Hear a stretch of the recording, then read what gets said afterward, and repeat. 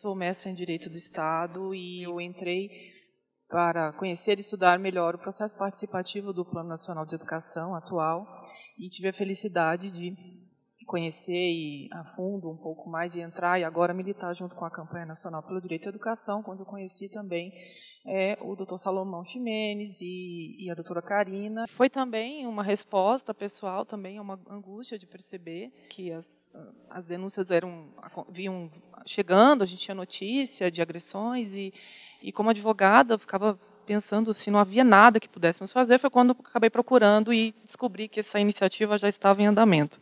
É muito bonito esse amadurecimento que a gente conseguiu desenvolvendo durante o trabalho, né, de conseguir pensar o que seria essa defesa.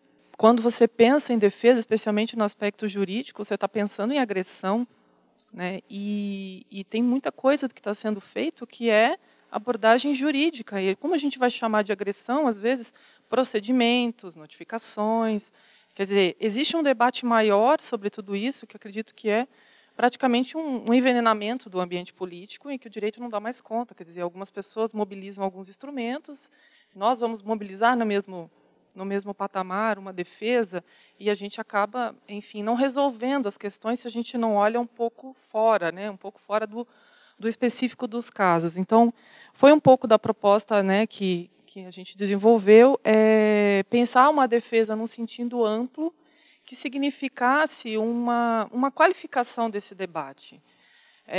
Porque, se a gente parar para pensar, somos todos membros dessa sociedade. Não é possível que nós estejamos nos agredindo, nos defendendo, e que isso não traga para nós questões, né? Então, o que mobiliza essas energias todas e talvez a falta de informação.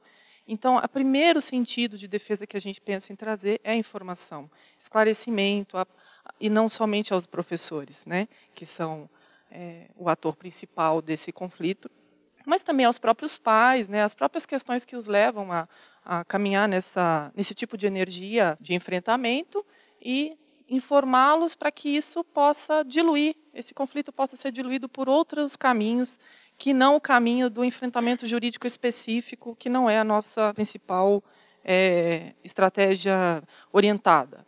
As estratégias de defesa mais específicas, elas precisam estar colocadas no manual, elas são importantíssimas, porque elas trazem para o educador esse empoderamento na sua lida diária. Elas são importantes porque desmistificam um pouco um debate que está muito embaralhado, de questões muito macro, no campo do direito constitucional, da Convenção Americana de Direitos Humanos, quer dizer, então eu estou ferindo o direito dos pais. Não, isso é um assunto que é muito alto para questões muito miúdas que acontecem no dia a dia. Então, a gente consegue fazer essa distinção, a abordagem jurídica faz isso. Coloca, não, aqui existem relações diversas, você tem papéis diversos em cada uma delas, funções, deveres, e os pais também, né, limites, deveres, forma de participar. Então, o específico da abordagem jurídica é trazer essa segurança para a lida das questões mais rotineiras. O ganho dessa reflexão que nós tivemos, além de pensar abordagens específicas de defesa, foi transformar esse debate uma melhoria desse espaço político, desse ambiente político depredado, assim, em torno disso tudo. As estratégias jurídicas, elas estão pensadas assim, de desmistificar certos elementos das relações, até para ajudar nesse debate que tem que ser travado na escola. Então, não necessariamente para reagir, mas, por exemplo, para saber como se comportar um diretor, um professor, diante de uma provocação, de uma notificação, de uma agressão, de um pedido de abertura de procedimento. Informações que não vão necessariamente levar à adoção de medidas, mas vão levar que o diretor, que o professor possam ter serenidade na forma como vão lidar com isso e chamar todos esses atores para o diálogo, porque eles terão esses elementos para fazer isso.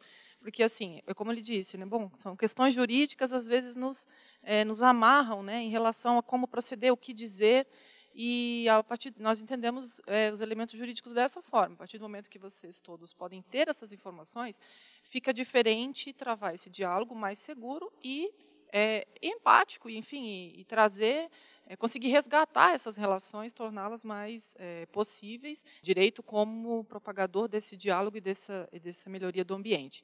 Mas, no âmbito das estratégias específicas, né, vocês viram, alguns casos envolvem agressões, alguns casos envolvem a prática de crimes, então você tem respostas específicas de direito penal, alguns envolvem abertura de procedimentos administrativos, quais cautelas o professor deve tomar, né, não ficar sozinho nesse procedimento, envolver a escola, envolver outros atores, fazer a defesa técnica, que quando isso se instaura, isso é necessário. Da mesma forma que esses agentes externos estão sendo mobilizados com base em um certo entendimento do direito, as pessoas que vão tramitar os procedimentos, julgar, também estão falando a partir de um lugar de um entendimento das coisas. Então, a gente não recomenda que judicializem-se, né, que partam para esse tipo de reação o tempo todo, mas sendo, né, questionados, sendo mobilizados a agir em defesa, devem agir, devem se defender, porque a gente sabe, a gente não tem noção de onde isso pode levar, então tem que fazer a defesa. Aspectos da relação de trabalho do professor, que parece que isso foi abandonado, né? O professor, além de um grande agente político desse debate, dessa transformação, é um profissional, ele tem direitos, ele tem a quem se reporta, ele tem obrigações, né, para quem ele deve responder, para quem ele não precisa responder. Então, isso tudo vai dando uma maior segurança para o enfrentamento desses conflitos. Também que os pais e as famílias são atores desse processo. Nós não estamos, de maneira nenhuma, fazendo a defesa apenas, né, do professor. Entendendo que esses conflitos eles não foram voluntários. Nem pais resolveram sair de casa um belo dia e ficar questionando tudo que o professor ensina. A educação ela tem esse processo inquietante e a gente sempre viveu com isso, de uma mais ou menos tenso, mas ninguém saiu de casa para fazer isso. A gente entende que isso é uma mobilização.